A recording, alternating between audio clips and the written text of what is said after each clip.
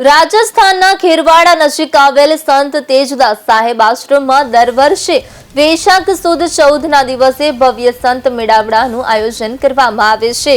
આ પવિત્ર ધામ ખેરવાડાથી આશરે 5 કિલોમીટર દૂર આવેલું છે, જ્યાં સંત શ્રી તેજદાસ સાહેબે પોતાના આધ્યાત્મિક જીવનથી ભક્તોમાં વિશેષ સ્થાન મેળવ્યું છે।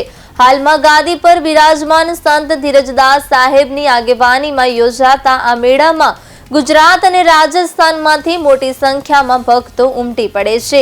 મેળા દરમિયાન ભોજન અને સત્સંગનું વિશેષ આયોજન કરવામાં આવે છે, જેમાં ભક્તો પોતાની આસ્થા સાથે જોડાઈ આધ્યાત્મિક શાંતિનો અનુભવ કરે છે।